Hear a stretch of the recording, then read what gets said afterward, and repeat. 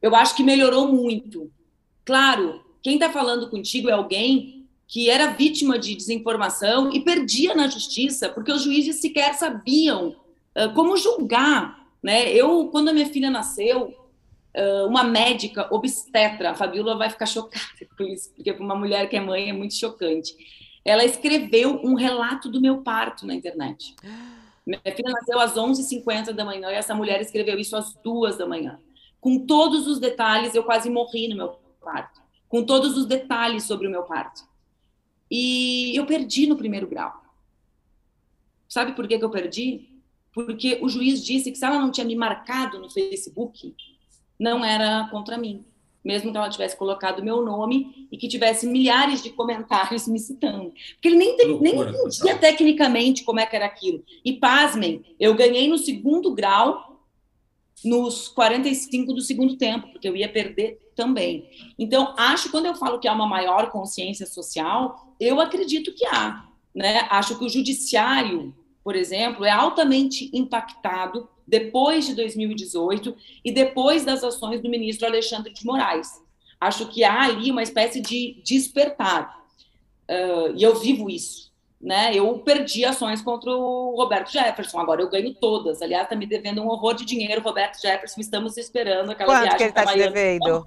Quanto que ele está Há te muito devendo? dinheiro, muito, ainda vai me dever mais, porque está Mas corrigido, fala porque uma ele não paga. cifra aí pra gente saber mais ou menos, Não, menina. Fabíola, esse dinheiro vai pagar a viagem para Miami, que eu não fiz e que inventaram que eu tinha feito, mas não vai ser para Miami. Vai ser para outro lugar. Mas olha só, ironias à parte. Então, assim, a gente começa a ganhar porque há uma consciência do dano, né? E do crime e do dano, nas duas esferas a gente começa a ganhar. Mas vê bem, Chico, isso resolverá? Eu também não acredito nisso. Né? O que eu acho? Eu acho que existe um papel da justiça, que é o papel, em primeiríssimo lugar, de responsabilizar quem produz e distribui desinformação. Né? Aqui é, digamos, o centro da questão. Quem são os bandidos disso? Porque existe uma parcela da população que é vítima, acredita e reproduz. Passa a ser criminoso porque acredita, é vítima e depois é criminoso. Então é preciso atingir a origem. Um pouco disso foi feito, né? A origem é dinheiro sujo para produção de conteúdo, para distribuição, né? A Lei Geral de Proteção de Dados ajuda bastante nisso. Eu passo o dia inteiro mandando para as pessoas assim: eu recebo coisa de político, esse telefone não estava cadastrado, isso é crime, vai ser denunciado. Vou lá e denuncio. Lei Geral de Proteção de Dados. Há 4 anos atrás não existia isso. Então, essa é uma melhora. E isso tem um impacto nos judiciários estaduais. Mas isso vai resolver? Eu acho que não. Eu acredito, e acredito como vítima, viu, Chico? Porque para mim seria mais fácil defender, tem que prender todo mundo, tem que punir todo mundo, né? Mas justamente como alguém que é vítima e que é antipunitivista também, na origem do seu pensamento filosófico, eu acredito que a gente precisa apostar massivamente no letramento midiático e digital das nossas crianças e da nossa população, como a gente fez com o trânsito, como a gente fez com outros aspectos da vida social. Então, para mim, essa é a solução 1. Por qual razão quase 70% das pessoas não sabem distinguir fato de opinião, gente? Isso não se resolve com direito penal. Né? Isso se resolve com processo de construção de cidadania. Então, esse é um aspecto. Né? E o segundo é a garantia do acesso à internet como um direito básico. A gente precisa debater isso. O Brasil é um país desigual. As pessoas têm acesso só às plataformas que são liberadas pelos seus planos com as telefonias. Então, elas não têm acesso à internet. Elas têm acesso ao WhatsApp, ou ao WhatsApp e o Facebook. E o Facebook paga de bonzinho, me desculpa a vulgaridade da expressão, mas é isso mesmo, paga de bonzinho, distribuindo internet de graça em vários países da América Latina. E quando a gente fala que é contra, as pessoas falam assim: nossa, é contra a internet de graça? Não. Eu sou a favor da internet como um direito básico, como é a luz e como é a água, porque não existe nem trabalho sem acesso à internet digna e de qualidade no nosso país e no mundo, mas não financiada por quem tem interesse, porque plataforma não é instituição filantrópica, né? Facebook não faz filantropia, é uma empresa. E o direito dela, enquanto empresa, é tentar lucro. E a minha obrigação enquanto cidadã é dizer: se isso é um direito básico, o acesso a uma internet livre, neutra, não só ao WhatsApp e ao Facebook, se isso é um direito, a gente precisa garantir. Então, eu acho que esse é um grande tema que precisa ser debatido com o presidente Lula, que, se Deus quiser e o povo ajudar, vai ser eleito presidente daqui a 10 dias, né, para garantir o acesso à internet. para a população. Tecnologicamente é possível fazer, né? E acho que a gente precisa pensar nisso como uma solução. Desculpa, Fabíola, por quê? Porque, diferente do que alguns acham, eu não acho que menos internet seja a solução para a desinformação. Mais internet é a solução para a desinformação. Mais acesso e com mais qualidade. Muito legal isso, que é tecnologia e educação digital, né, para as pessoas. Agora, você estava fazendo uma análise aí sobre as fake news.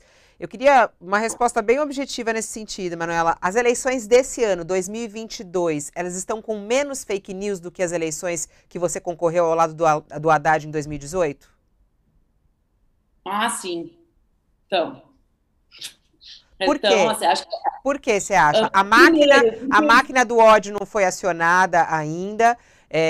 Estão não, ela respeitando nunca mais? parou Estão de punindo? funcionar. Assim, ó, vou reformular. Sim, em termos, tá? Sim, em termos. Sim, tem menos em termos. Em quais termos? Primeiro, a gente tem a Lei Geral de Proteção de Dados. Isso tem um impacto na organização, né, da legalidade. 2, a gente teve as ações do Supremo Tribunal Federal de investigação e de quebra de quadrilhas. Gente, essa gente é quadrilha. A gente precisa dar um nome para isso, né? É quadrilha, é gente que faz com que ocorra risco de vida. Como é que é o nome disso? É quadrilha, formação de quadrilha, né? O Leonardo Sakamoto estuda isso bastante, né? De direito penal, então é quadrilha. Eles formam uma quadrilha, as quadrilhas foram enfrentadas. Porém, existe uma segunda coisa, por isso que eu falei sim em termos, né? Que as plataformas fizeram pouquíssimo, Fabíola, pouquíssimo, né? As plataformas têm, acho que aí reside muito do que a gente tem que fazer, né? As plataformas colocam aquele selinho, quer falar sobre eleição, vai no site do TRE, que site, cara pálida, as pessoas não conseguem acessar site. A internet das famílias brasileiras não permite o acesso ao site, elas são internets restritas às plataformas, ao Facebook e ao WhatsApp. A gente teria que ter, tecnologicamente, a gente tem condições de um conteúdo que é falso, que já foi julgado como falso, né? Garantindo que tenha sido, de tecnologicamente ser coberto por aquele blur que usam, né? Para impedir a circulação. Mas vamos lá, por que eu digo em termos? Porque muitas coisas da desinformação passaram a ser distribuídas de forma, inclusive, patrocinada por outros veículos. Então, hoje, o Brasil Paralelo, que é o maior site de desinformação do Brasil, é o maior anunciante da Meta. Né? Mais que a Ambev, gente. Vocês viram os anúncios do Brasil Paralelo? Último mês? Eu vi. 1.400, a Ambev foi 700. Então, aqui também, Fabíola, né, uma institucionalização dos espaços de produção de desinformação, né, e a maneira como ele foi sendo financiado. Então, isso é um tema. 2,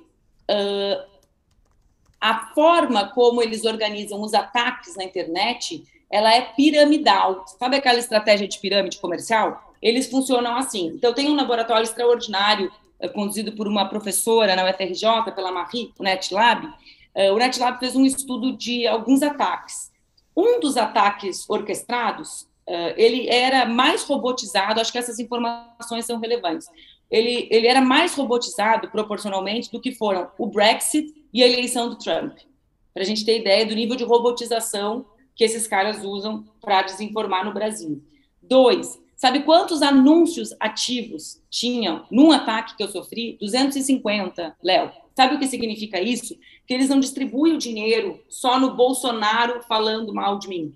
Eles distribuem esse dinheiro em vários deputados estaduais com uma plateia altamente engajada, né? Porque quando a hiperlocalização é melhor do que esse público disperso, né? Então, o deputado que é da cidade X do Rio Grande do Sul, de Passo Fundo do Rio Grande do Sul, ele vai lá e ele coloca R$5.000 no anúncio. O outro que é de Santa Maria, né? O outro que é de Caruaru, no Nordeste, em Pernambuco.